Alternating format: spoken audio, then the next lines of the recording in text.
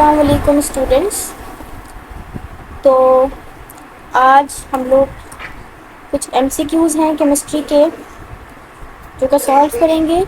सबसे पहले है हमारे पास which rule is violated in this 1s2 2s2 2p6 3p6 4s2। अब यहाँ पे हमें बोला गया है कि हमें एक सीक्वेंस दी हुई है इलेक्ट्रॉनिक कॉन्फ़िगरेशन की और हमसे बोला गया है कि यहाँ पे कौन सा रूल वायलेट किया गया है। तो यहाँ पर हमारे पास जो करेक्ट ऑप्शन है वो होगा ऑफबो प्रिंसिपल। ऑफबो प्रिंसिपल क्यों होगा? क्योंकि ऑफबो ने क्या कहा था कि हम जब भी ऑर्बिटल्स को फिल करते हैं तो हम इंक्रीजिंग एनर्जी ऑर्डर में फिल करते हैं। अगर आपको इलेक्ट्रॉनिक कॉन्फ़िगरेशन की सीरीज़ याद हो तो वो होती थी 1s2 2s2 2p6 3s2 फिर 3p6 और फिर 4s2। तो यहाँ पे 2p और 3p के दरमियान में 3s आना चाहिए था, जो कि इन्होंने ओमिट कर दिया है और डायरेक्टली 3p में इन्होंने इलेक्ट्रॉन्स डाल दिए हैं। तो यहाँ पर ऑफ द प्रिंसिपल जो है वो वायलेट हुआ है। अच्छा, उसके बाद सेकंड है how many lone pairs are present in H2O। तो H2O में हमें पता है कि 2 लोन पेयर्स होते हैं। क्यों 2 लोन पेयर्स होते हैं? क्योंकि ऑक्सीजन के पास टोटल 6 वैलेंस इलेक्ट्रॉन्स होते हैं, जिसमें से आपको दिख रहा होगा कि 2 हाइड्रोजन के साथ ये जुड़ा हुआ है, यानी कि 2 इलेक्ट्रॉन्स हाइड्रोजन के साथ बॉन्ड बनाने, तो बचे 4। 4 का मतलब क्या है? 2 पेयर्स। ठीक है, उसके बाद है what is the potential energy of an electron जिसका मास m है, वेलोसिटी v है। तो ये डेरिवेशन होती थी जो कि बोहर ने दी थी। बोहर मॉडल की डेरिवेशन होती थी पूरी एनर्जी निकालने की। तो उसका हमारे पास जो आंसर आता था वो ऑप्शन बी होता था -ZE²/2r। उसके बाद 79 पर आ जाते हैं। Which one of the following dissociate more readily, यानी कि इन चारों ऑप्शन में से कौन सा बहुत आसानी से टूट सकता है। तो हमारे पास ऑप्शन सी करेक्ट होगा, HCl, क्योंकि HCl में H पॉजिटिव होता है, Cl नेगेटिव होता है, छोटा सा मॉलिक्यूल होता है। जब हम इसको वाटर में डालते हैं तो ये जल्दी से आयनाइज हो जाता है H पॉजिटिव और Cl नेगेटिव में।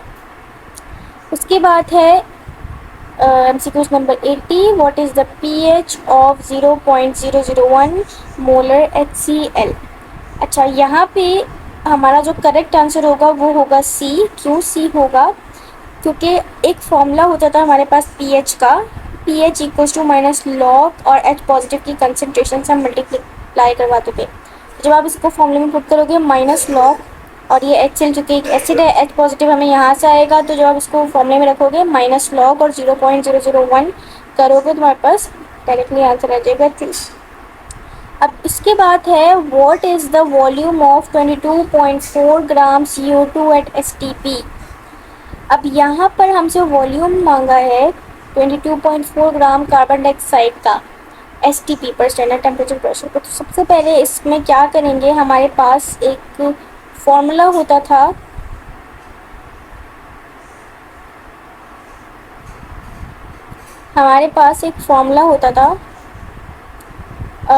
वॉल्यूम का, मोल्स और वॉल्यूम का, के moles equals to volume divided by 22.4।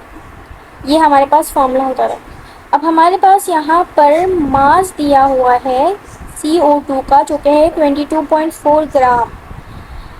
हमारे पास फॉर्मूले में होते थे मोल्स, तो हम पहले इस ग्राम से मोल्स निकालेंगे। मोल्स निकालने के लिए क्या करेंगे, इस 22.4 को डिवाइड करवाएंगे CO2 के मोलर मास से। CO2 का मोलर मास होता है हमारे पास 44, तो 22.4 को जब आप डिवाइड करवाओगे 44 से तो जो आंसर आ जाएगा हमारे पास उसको आप मल्टीप्लाई करवा दोगे 22.4 से। तो जो हमारे पास आंसर निकल कर आएगा वो आना चाहिए 11 एक्सपोनेंट 3 सेंटीमीटर क्यूब।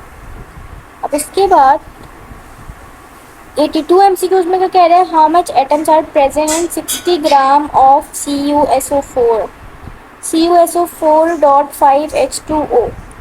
तो यहाँ पर एटम्स निकालने हैं, हमें मास दिया हुआ है सेम यहाँ पर क्लास 9 में जो फॉर्मूलाज पढ़ते थे मोल्स के, उसमें से एक फॉर्मूला लगेगा जो कि होता था नंबर ऑफ पार्टिकल्स वाला। Moles equals to number of particles divided by Avogadro's number, यानी कि 6.02 एक्सपोनेंट 23। सबसे पहले हमें यहाँ पर दिया हुआ है मास दिया हुआ है CuSO4.5H2O का। तो सबसे पहले हम इस मास का इस्तेमाल करते हुए मोल्स निकालेंगे। हमें सबके यहाँ पर मोलर मास पहले से गिवन है, ठीक है ना। तो हम यहाँ से मोल्स निकाल सकते हैं, इसको डिवाइड करवा देंगे इसके मोलर मास से। इसका मोलर मास तकरीबन आएगा 249.5 समथिंग आएगा। तो जब आप इसको डिवाइड करवाओगे 60 को 249.5 से, तो आंसर हमारे पास कुछ आएगा, ठीक है ना। मोल्स आ जाएंगे, जो आंसर आएगा वो हमारे पास मोल्स होंगे। अब उन मोल्स को क्या करना है, हम मल्टीप्लाई करवाएंगे नंबर ऑफ पार्टिकल से, एवोगाड्रो नंबर वाले जो नंबर ऑफ पार्टिकल्स होते हैं 6.02 एक्सपोनेंट 23 से। 6.02 एक्सपोनेंट 23 के साथ साथ हमें यहाँ पे नंबर ऑफ एटम बोले गए हैं, और ये हमारे पास एक पूरा मॉलिक्यूल है। तो नंबर ऑफ एटम्स के लिए हमें एक मॉलिक्यूल के अंदर जितने एटम्स हैं उससे मल्टीप्लाई कराना पड़ेगा। अगर आप इसको देखो तो इसके अंदर टोटल 21 एटम्स आ रहे हैं। कॉपर एक है, सल्फर एक है, ऑक्सीजन 4 हैं, 10 हाइड्रोजन है और एक ऑक्सीजन है। तो 21 एटम्स आ रहे हैं। जब हम मल्टीप्लाई करवाओगे एटम से तो हमारे पास आंसर आएगा जो कि होगा 30 एक्सपोनेंट 23 एटम्स। उसके बाद डायपोल मोमेंट पूछी गई है कार्बन डाइऑक्साइड की। तो डायपोल मोमेंट कार्बन डाइऑक्साइड की जो होती है वो हमारे पास 0 होती है। 0 क्यों होती है? क्योंकि कार्बन बीच में होता है और इसके दोनों लेफ्ट और राइट पर एक एक ऑक्सीजन होते हैं जो कि आपस में फोर्सेस को कैंसिल कर देते हैं। तो डायपोल मोमेंट हमारे पास निकल के 0 आता है। उसके बाद बोला गया वोल्टेक्स सेल डैश रिएक्शन अकर। तो यहाँ पर वोल्टेक्स सेल के अंदर हमारे पास स्पॉन्टेनियस रिएक्शन हो रहे होते हैं, यानी कि हमारे पास यहाँ पर रिडॉक्स रिएक्शन हो रहा होता है, ठीक है। स्पॉन्टेनियस हो रहा होता है, रिडॉक्स रिएक्शन, रिडक्शन और ऑक्सीडेशन हो रही होती है, तो स्पॉन्टेनियस आएगा इसका आंसर। उसके बाद है 85 में dash is called the de Broglie reaction. तो यहाँ पर ये जो तीनों इक्वेशन है, ये तीनों की तीनों हमारे पास डी ब्रोगले की इक्वेशंस है। तो इसका जो करेक्ट आंसर आएगा वो ऑल ऑफ दिस आएगा। अच्छा जी, उसके बाद है MCQs नंबर 86। MCQs नंबर 86 में ये कह रहे हैं कि 5.00 ml ऑफ 14.8 NH3 हमें एक वॉल्यूम दिया हुआ है और एक हमें मोलैरिटी दी हुई है NH3 की।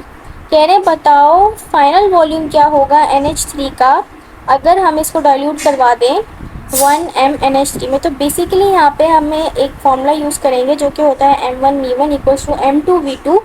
यहाँ पर हमें M1 दिया हुआ है 14.8, V1 दिया हुआ है 5 और हमें M2 दिया हुआ है 1। तो हमें क्या निकालना है यहाँ पे फाइनल वॉल्यूम, यानी कि V2 निकालेंगे। जब हम इसको सॉल्व करेंगे तो हमारे पास जो फाइनल आंसर निकल कर आएगा वो आएगा 74.0 ml। उसके बाद 87 है the temperature at which rhombic and monoclinic are in equilibrium called. अच्छा, कह रहे हैं वो कौन सा टेम्परेचर है जिसमें दो स्टेट्स यानी कि रोम्बिक और मोनोक्लिनिक, ये क्रिस्टल सिस्टम फर्स्ट ईयर का टॉपिक है, दोनों एक साथ एग्जिस्ट करती हैं। तो वो हमारे पास कहलाता है ट्रांजिशन टेम्परेचर, यानी कि वो टेम्परेचर जिसमें रोम्बिक कन्वर्ट हो रहा होता है मोनोक्लिनिक में। तो एक ऐसा बीच में टेम्परेचर आता है जहाँ पे कोई भी एटम इन दोनों स्टेट पर लाई कर रहा होता है।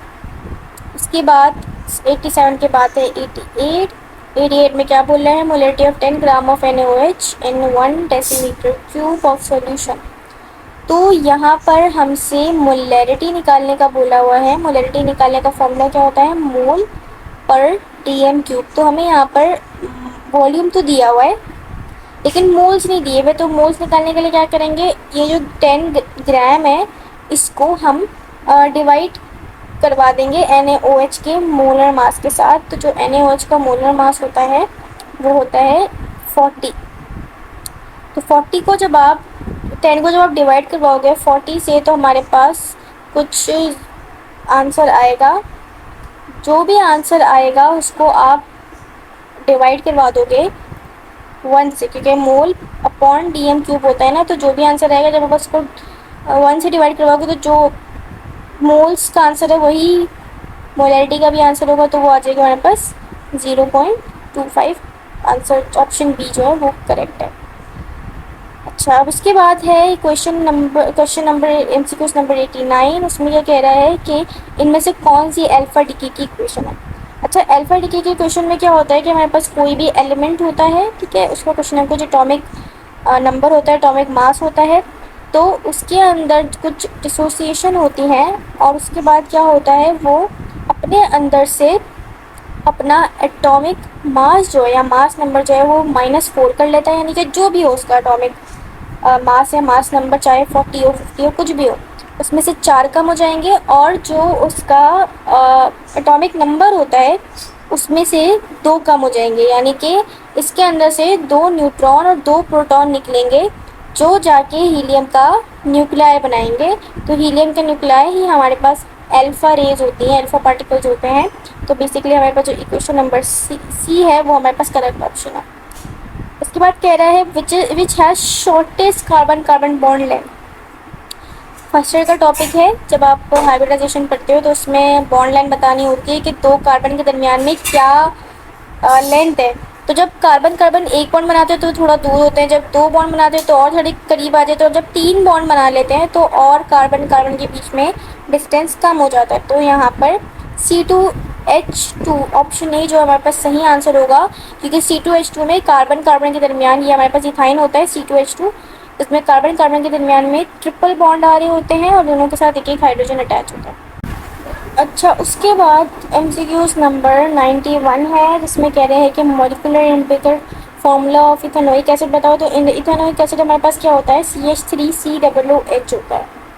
तो अगर आप इसका मॉलिक्यूलर फॉर्मूला देखो तो वो हमारे पास बनेगा C2H4O2 और एम्पिरिकल फॉर्मूला क्या हो जाएगा इसका CH2O, ठीक है। उसके बाद एमसीक्यूज नंबर 22 पे कह रहा है which one is a pure compound. तो एयर भी प्योर कंपाउंड नहीं है, क्योंकि ये भी मिक्सचर ऑफ डिफरेंट गैसेस होता है। वाटर में भी इम्प्योरिटीज़ होती हैं। स्टील एक एलॉय है जिसके अंदर डिफरेंट मेटल्स होते हैं। तो इथानॉल हमारे पास एक प्योर ऑर्गेनिक कंपाउंड है, सही है। उसके बाद एमसीक्यूज नंबर 93 है। एमसीक्यूज नंबर 93 में ये कह रहा है what reacts at room temperature with ethanol and also with ethanoic acid. तो हमारे पास यहाँ पे जो करेक्ट आंसर है वो है ऑप्शन नंबर डी, क्योंकि सोडियम दोनों से रिएक्शन करता है और दोनों से ही रिएक्शन करने के बाद जो हमारे पास बाय प्रोडक्ट निकलता है वो H2 गैस निकलती है, सही है। उसके बाद एमसीक्यूज नंबर 94 है, जिसमें कह रहा है कि HNO3 has all of following properties except. कह रहा है कि इन चारों में से कौन सी एक ऐसी प्रॉपर्टी है जो HNO3 यानी कि नाइट्रिक एसिड की नहीं है। तो नाइट्रिक एसिड हमारे पास एसिडिक प्रॉपर्टी रखता है, ऑफकोर्स, क्योंकि एसिड है। नाइट्रेटिंग प्रॉपर्टी भी रखता है क्योंकि नाइट्रोजन प्रेजेंट है। ऑक्सीडाइजिंग एजेंट भी है, लेकिन ये ब्लीचिंग एजेंट नहीं है। ब्लीचिंग एजेंट हमारे पास जो है वो क्लोरीन या फिर सोडियम हिपोक्लोराइड होता है, तो ये नहीं होता। तो ये डी ऑप्शन हमारे पास करेक्ट होगा। In 1930, Moseley found that dash is the fundamental property of atom। तो हेनरी मोसले ने जिन्होंने मॉडर्न पीरियोडिक लॉ दिया था, तो उन्होंने क्या एडिशन की थी पिछली सारी बातों को में से, क्या उन्होंने जो डिफेक्ट निकाला था वो निकाला था एटॉमिक नंबर का। उन्होंने सब जितने भी साइंटिस्ट उन्होंने एटॉमिक मास यूज़ किया हुआ था, मेंडलीफ ने भी मास यूज़ किया हुआ था, और बाकी उनसे पहले जो थे उन्होंने भी, लॉदरमेयर वगैरह सब ने मास यूज़ किया हुआ था। लेकिन मूजले ने पहली बार एटॉमिक नंबर के बारे में बोला कि एटॉमिक नंबर ही फंडामेंटल प्रॉपर्टी है एटम की, और उसी के हिसाब से हमें किसी भी एटम की सारी प्रॉपर्टीज देखनी चाहिए। तो इसका ऑप्शन ए जो है वो करेक्ट होगा।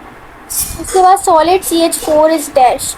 CH4 हमारे पास एक मॉलिक्यूल होता है, तो इसीलिए इसका जो सॉलिड होगा वो मॉलिक्यूलर सॉलिड कहलाएगा। Option A is correct. 97 पर आते हैं। Dash is obtain in the lab heating mixture of sodium acetate and soda lime. तो ये जो है यहाँ पर हमारे पास जब हम करवाते हैं सोडियम एसीटेट और सोडा लाइम का रिएक्शन, तो हमारे पास जो प्रोडक्ट निकल कर आता है वो मीथेन बनती है। पुरानी वाली जो केमिस्ट्री की बुक थी उसमें ये प्रिपरेशन ऑफ मीथेन के अंदर एक रिएक्शन होगा, नई वाली बुक में इसको ओमिट कर दिया गया है। अच्छा, उसके बाद 98 है, कह रहे हैं the IUPAC name of the compound CH3 CH2, उसके साथ CH3 लगा हुआ है, CH और डबल बॉन्ड CH2। तो अच्छा, यहाँ पर इस MCQs में एक मिस्टेक है, क्योंकि अगर हम इसकी नंबरिंग करें तो यहाँ पर ये वाला नंबर 1 होगा, ये वाला नंबर 2 होगा, ये वाला नंबर 3 और ये वाला नंबर 4 होगा। ठीक है, तो और जब हम चेन को सिलेक्ट भी करेंगे तो भी 3 पर हमारे पास मिथाइल आ रहा है, ना कि 4 पर। तो ये 3 मिथाइल और 1 ब्यूटीन होगा। ऑप्शन ए थोड़ा सही है, लेकिन यहाँ पे 4 नहीं बल्कि 3 मिथाइल होगा। अच्छा, उसके बाद 99 पे कह रहे हैं which of the following pair of partially miscible liquid, यानी कि इसमें से कौन सा ऐसा पेयर है जो कि पार्शियली आपस में मिक्स हो जाते हैं। तो यहाँ पर हमारे पास हमें पता है कि पोलर पोलर में डिज़ोल्व होता है, नॉन पोलर में डिज़ोल्व होता है, और पोलर और नॉन पोलर आपस में डिज़ोल्व नहीं होते। तो यहाँ पर वाटर पोलर होता है और फिनॉल इंटरमीडिएट होता है पोलर और नॉन पोलर के दरमियान में, यानी कि फिनॉल के अंदर थोड़ी सी पोलैरिटी होती है। तो यहाँ पर हमारे पास जो ऑप्शन बी है वो करेक्ट होगा। तो दोनों, चूँकि ये पार्शियली पोलर होता है तो पानी के अंदर भी पार्शियली मिक्सेबल हो जाता है। उसके बाद MCQs नंबर 100 है, इसमें क्या कह रहे हैं कि D2 is use in, D2 जो है हमारे पास ड्यूटेरियम डाइऑक्साइड होता है, जिसको हम हैवी वाटर भी कहते हैं। इसका इस्तेमाल जो होता है वो न्यूक्लियर टेक्नोलॉजी के अंदर होता है, न्यूक्लियर मॉड्यूलेटर्स में यूज़ होता है एज ए न्यूट्रॉन मॉड्यूलेटर, और न्यूक्लियर रिएक्टर्स में इसका इस्तेमाल होता है। सही है। तो इसके अलावा यहाँ पर सारे आंसर्स भी लिखे हैं, आप एक बार इसको भी चेकआउट कर सकते हैं। सही है।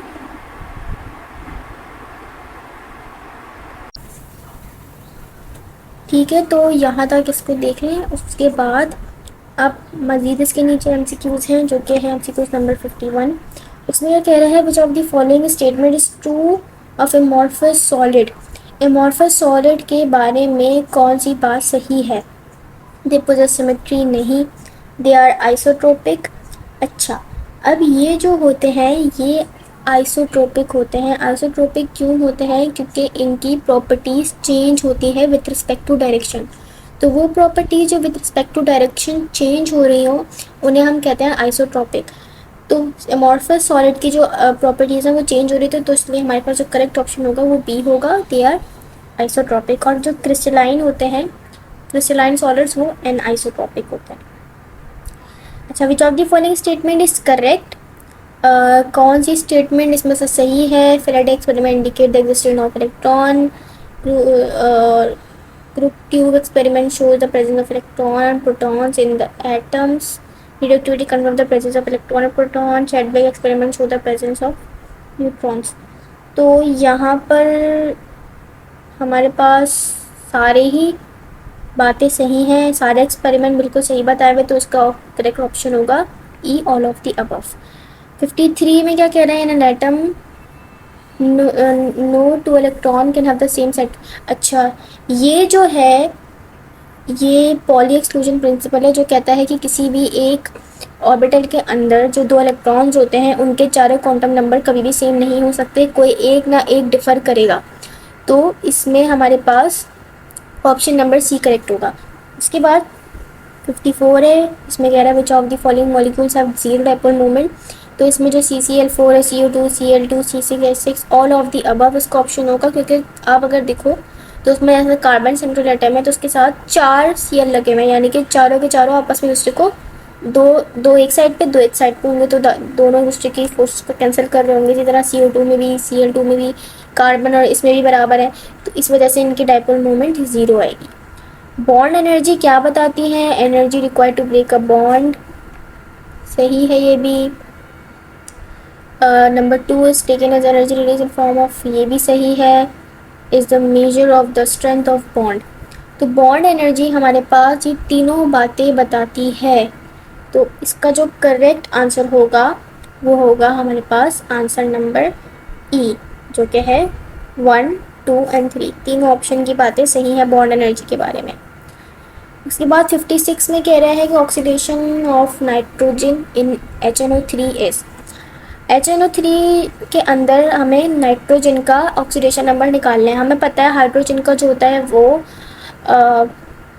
+1 होता है और ऑक्सीजन का -2 होता है, और ऑक्सीजन 3 है तो -2 करेंगे मल्टीप्लाई बाय 3 तो ये जाएगा -6, -6 और +1 जो हो गया हमारे पास -5 आएगा। जब इक्वल्स टू उस तरफ जाएगा तो ये +5 हो जाएगा, तो डी जो है ऑप्शन डी वो हमारे पास करेक्ट हो जाएगा।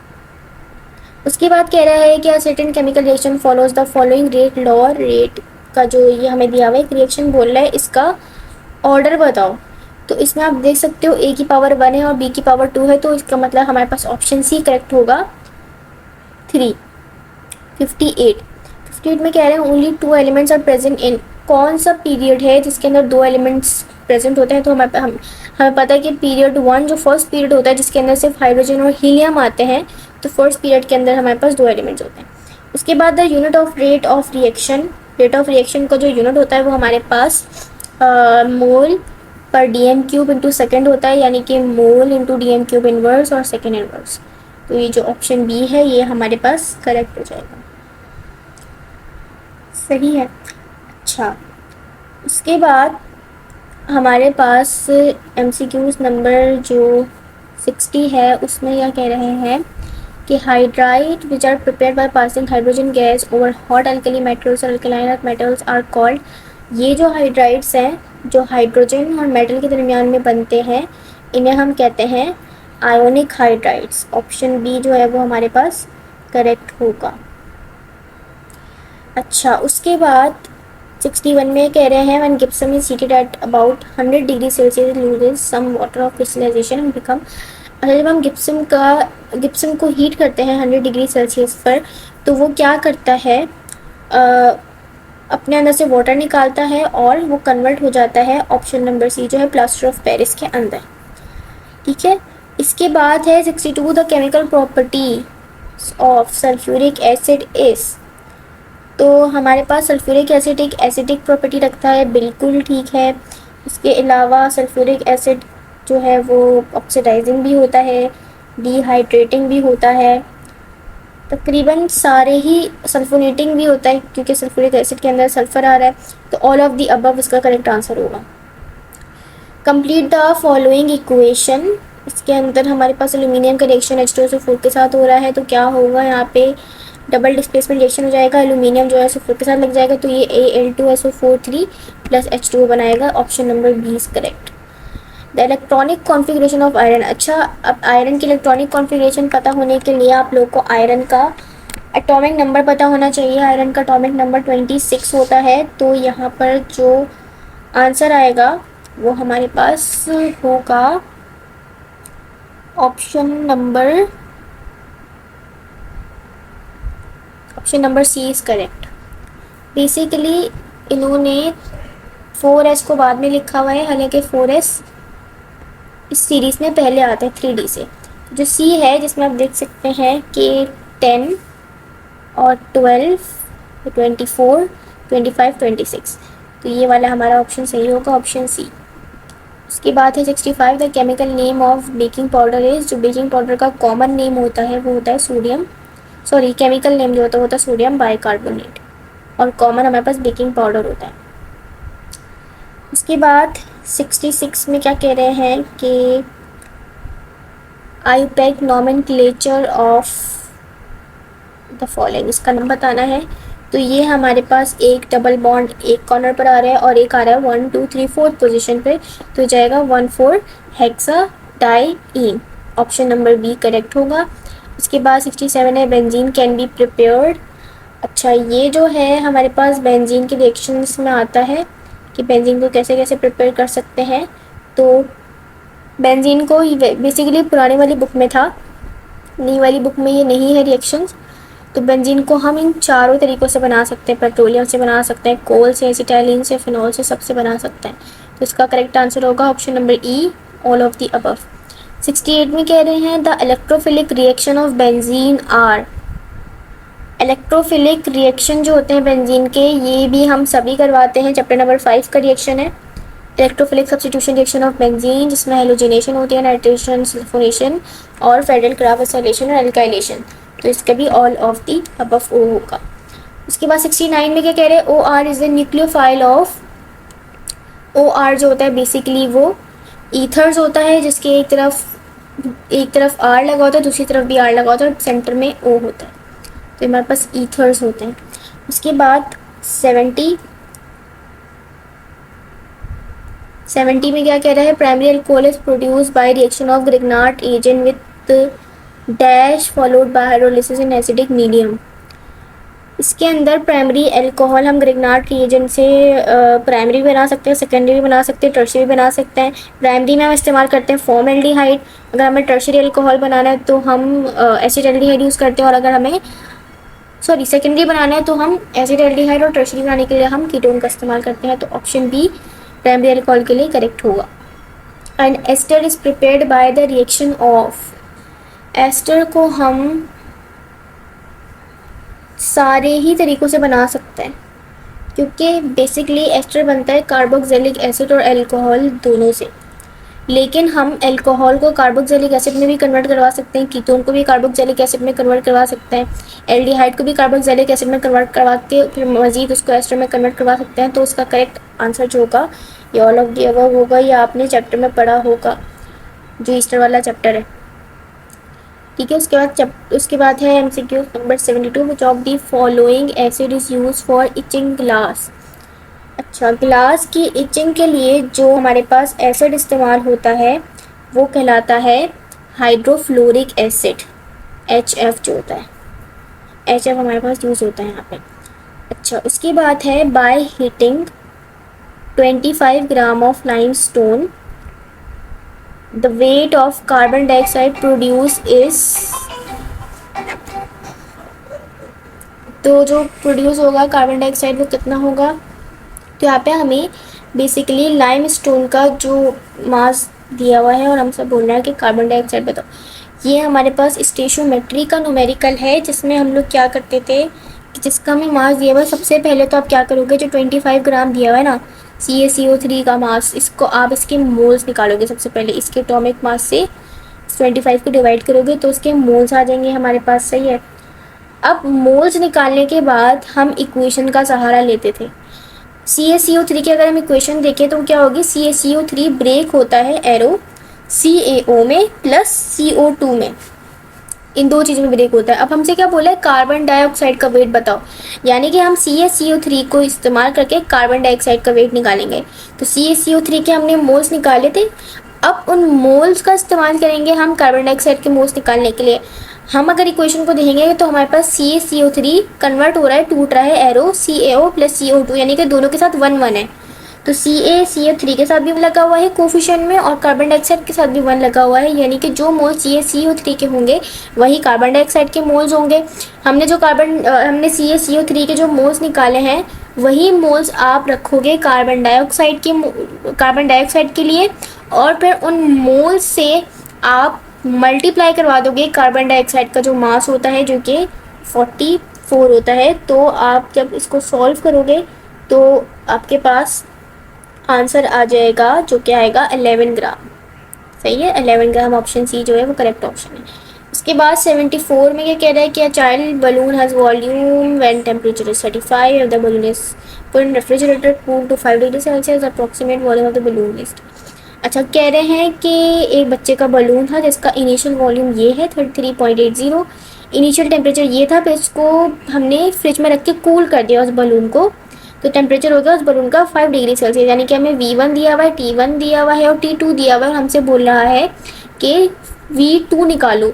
तो यहाँ पर हम लोग इस्तेमाल करेंगे चार्ल्स लॉ को, और चार्ल्स लॉ को इस्तेमाल करके हम यहाँ से निकाल सकते हैं V2। तो यही फॉर्मूला क्या होगा, V1/T1 इक्वल्स टू V2/T2। जब आप इसको सॉल्व करोगे तो तकरीबन 3.43 डेसीमीटर क्यूब के पास ऑप्शन बी जो है वो करेक्ट हो जाएगा। उसके बाद कह रहा है 75 में, if the matter in a given system at a given condition is divided into 2 equal parts and the value of extensive property will be.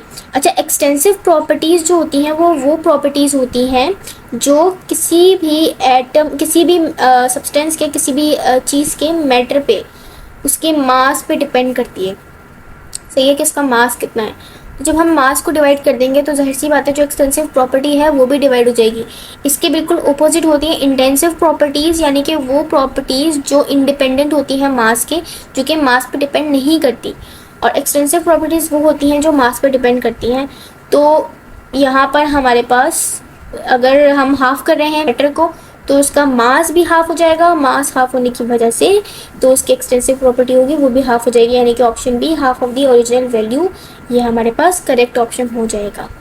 अच्छा, इसके एमसीक्यूज भी आप देख सकते हो, इसके आंसर्स हैं यहाँ पे 51 से लेकर 100 तक, तो आप इनको भी चेकआउट कर लो।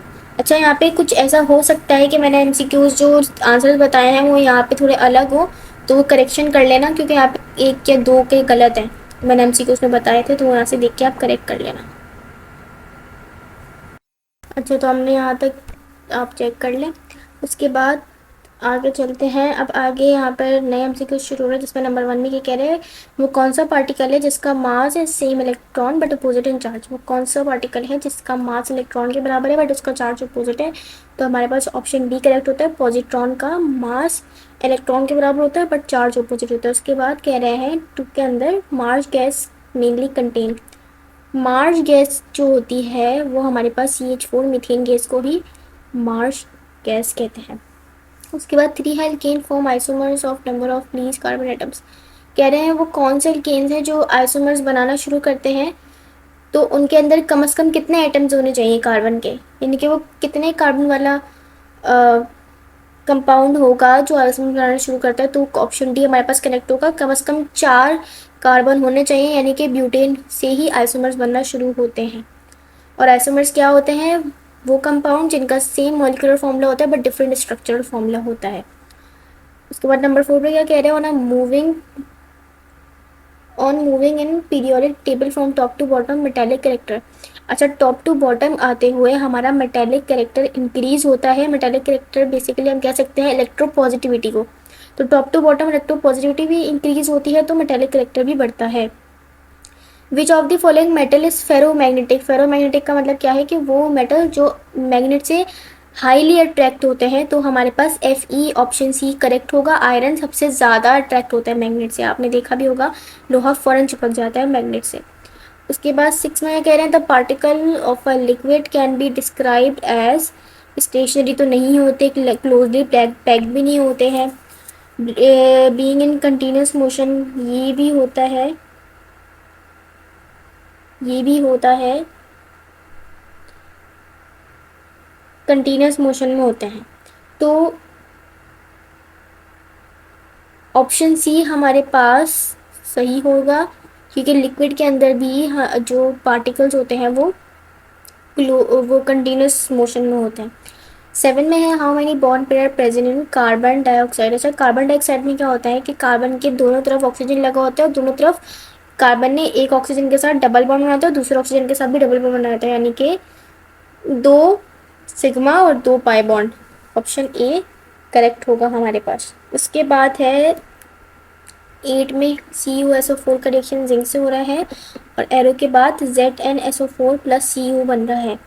तो यहाँ पर क्या हो रहा है कि जिंक ने बेसिकली कॉपर को हटाकर उसकी जगह लग गया है, जिससे ये क्या पता चलता है कि जिंक जो है वो ज़्यादा रिएक्टिव है एज़ कम्पेयर टू कॉपर। तो क्या होगा, ऑप्शन बी करेक्ट होगा यहाँ पर, क्योंकि जिंक ने क्या करा है कि कॉपर को हटा दे तो ये मोर रिएक्टिव है।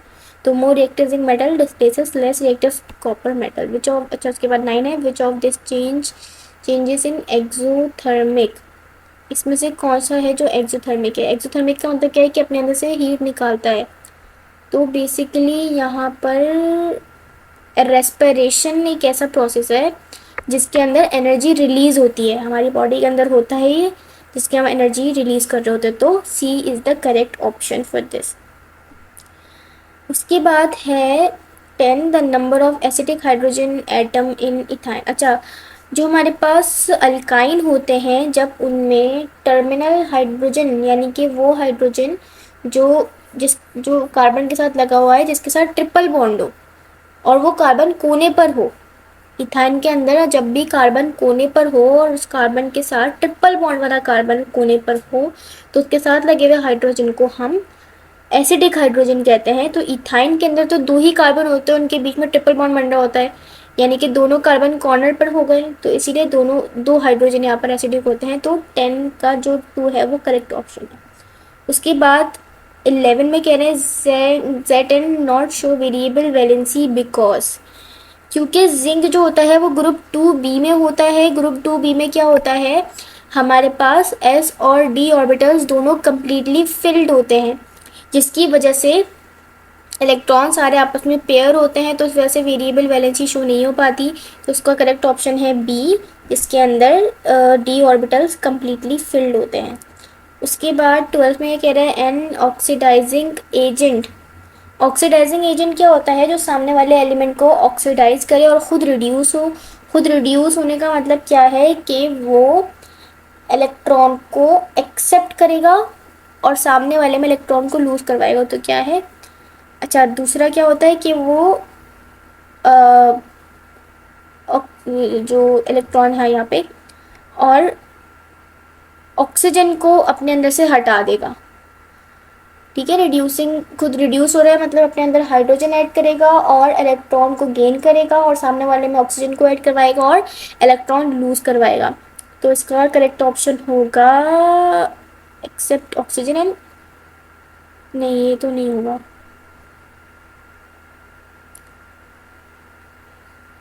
इसका होना चाहिए give oxygen and accept electron, option number A.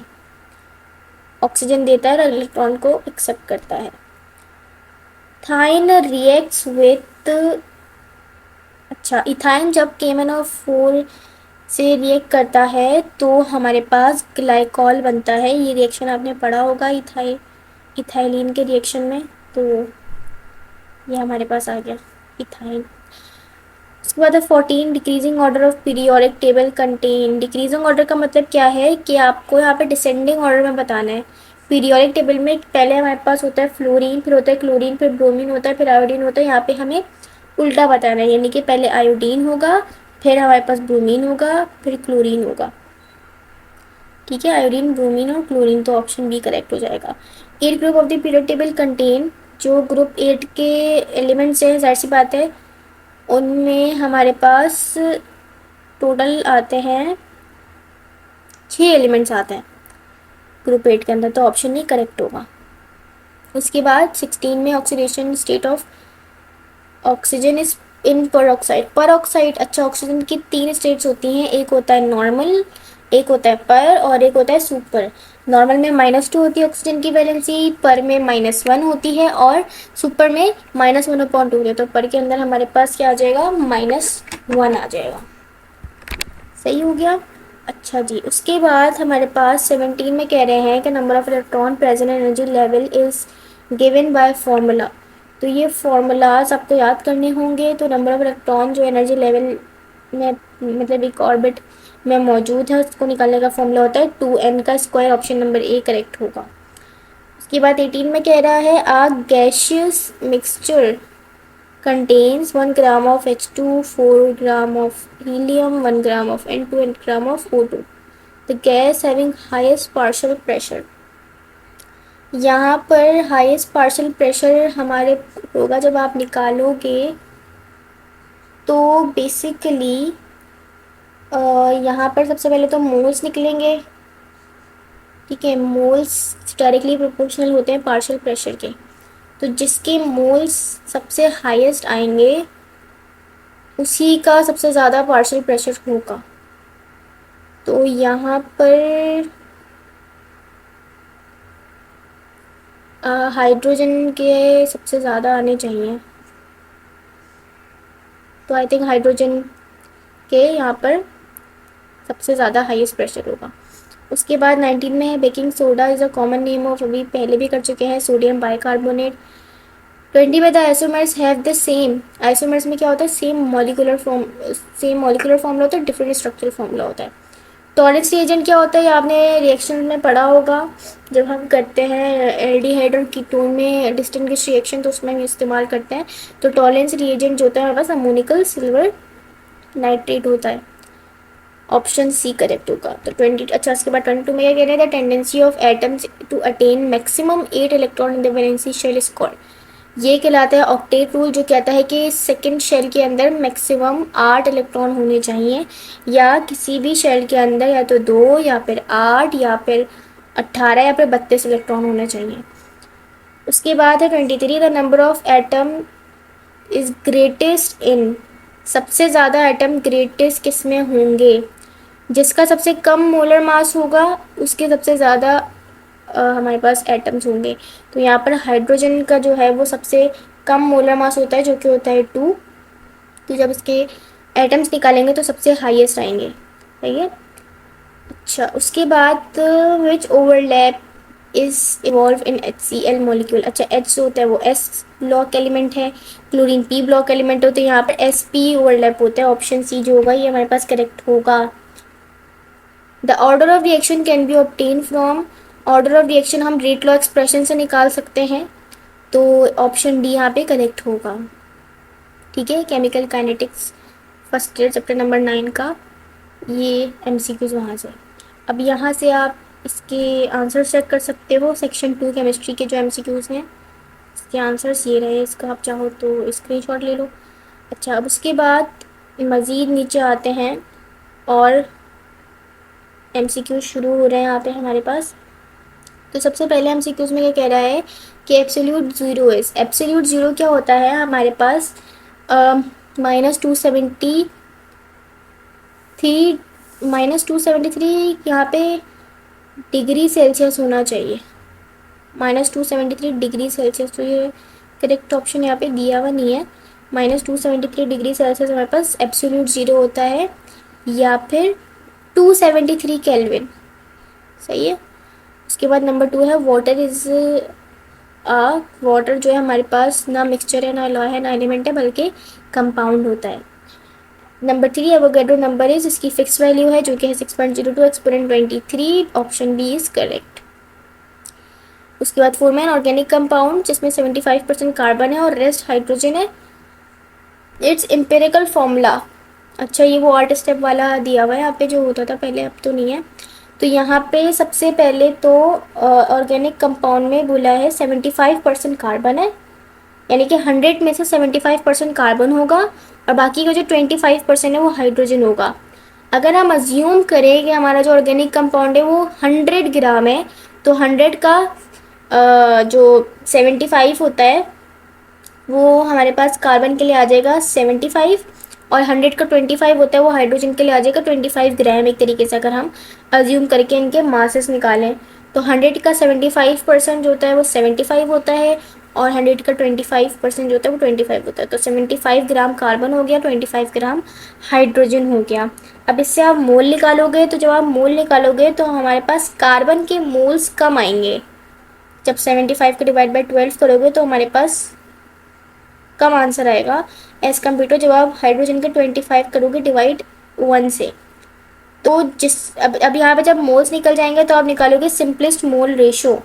Simplest mole ratio में क्या होता है कि जिसके मोल्स कम हैं उसी को दोनों के मोल्स से डिवाइड करवा दो। जैसे भी मैंने कहा कि कार्बन के मोल्स कम आएंगे तो आप उस कार्बन के मोल्स को कार्बन के ही मोल से, मतलब जो भी आंसर आया है उसको उसी से डिवाइड करवा दोगे तो 1 आंसर आ जाएगा, और जो मोल कार्बन के थे यानी कि जो कम मोल थे कार्बन के ही थे उसको आप हाइड्रोजन के मोल से भी डिवाइड करवा दोगे तो कुछ ना कुछ आंसर आ जाएगा। तो आंसर यहाँ पे आता है 4। कार्बन के लिए आंसर 1 आएगा क्योंकि हम कार्बन के ही कम आए थे मोल्स, उसी को उसी के मोल से डिवाइड करवाएंगे तो 1 आ जाएगा। जैसे कि फॉर एग्जांपल 3 आंसर आ रहा है, अगर तो 3 को 3 से डिवाइड कराने पे आंसर 1 आएगा, तो कार्बन के लिए आंसर हो गया 1। और हाइड्रोजन के लिए फॉर एग्जाम्पल कुछ भी था आंसर हाइड्रोजन का, उसको हमने 3 से डिवाइड करवाया तो कुछ और आंसर आएगा। ठीक है, तो जो भी आंसर आएगा वो हमारे पास रेशो होगा। तो हमारे पास यहाँ पे जो आंसर होगा वो आंसर ए होगा, मीथेन CH4। उसके बाद नंबर 5 में electrostatic attraction between opposite ions is called. Electrostatic opposite ions में यानी कि आयोनिक बॉन्डिंग की बात हो रही है यहाँ पे, जिसमें एक पॉजिटिव होता है एक नेगेटिव होता है, क्योंकि एक इलेक्ट्रॉन ट्रांसफर करता है और एक इलेक्ट्रॉन को गेन करता है। उसके बाद 6 है cathode rays consist of, cathode rays के अंदर प्योरली इलेक्ट्रॉन इन्वॉल्व होते हैं। ऑक्सीजन को कैथोड रेज कहा जाता है, और डिस्चार्ज ट्यूब में कैथोड से निकल के एनोड की तरफ जाते थे, इस वजह से इनको कैथोड रेज कहा जाता था। मैटर की सिंपल सा है, 3 स्टेट्स होती हैं, ठीक है। चार्ट वाला valence electron present in outermost shell में वैलेंस इलेक्ट्रॉन मौजूद होते हैं, ठीक है ना। बहुत ही सिंपल सा MCQ है ये। नंबर 9 में the volume of gas is inversely proportional to the pressure at constant. अगर हम वॉल्यूम और प्रेशर की बात करें तो यहाँ पे टेम्परेचर कांस्टेंट होता है, और ये हमारे पास बॉयल्स लॉ की बात हो रही है। वाटर बॉयल करता है 373 केल्विन के, जो कि 100 डिग्री सेल्सियस के बराबर होता है, ठीक है। अच्छा, उसके बाद 11 है the formula which represent the simplest ratio of the combining atoms in a compound is called. Simplest ratio यानी कि सिंपल रेशियो बताता है, एक्चुअल रेशियो नहीं बताता, तो हमारे पास वो इम्पेरिकल फॉर्मूला होता है जो कि सिंपलेस्ट रेशियो बता रहा होता है बजाय पूरा एक्चुअल रेशियो बताने के।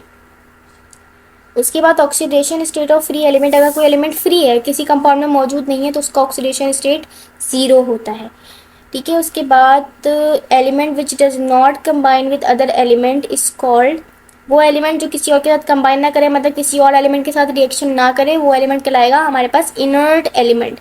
इनर्ट का मतलब नॉन रिएक्टिव एलिमेंट, जैसे कि ग्रुप ए टे के नॉन रिएक्टिव होते हैं। Neutron is a neutral particle होता है। 15 the attractive force that holds atom together in a compound is known as, chemical bonding कहलाती है, जिसमें दो एटम्स आपस में किसी न किसी फोर्स के थ्रू जुड़े हुए होते हैं। उसके बाद 16 the smallest part of an element that can take part in chemical reaction, अच्छा, is called the smallest part, अच्छा वो एटम होता है, ठीक है। एटम हमारे पास स्मॉलेस्ट पार्टिकल होता है जो किसी भी रिएक्शन में हिस्सा ले सकता है, ठीक है। उसके बाद 17 में एरोमेटिक कंपाउंड्स क्या होते हैं हमारे पास, साइक्लिक होते हैं एरोमेटिक कंपाउंड्स, ओपन चेन भी नहीं होते, ब्रांच भी नहीं होते, कार्बोहाइड्रेट भी नहीं होते, बल्कि एरोमेटिक कंपाउंड हमारे साइक्लिक होते हैं, हमेशा साइकिल में होंगे।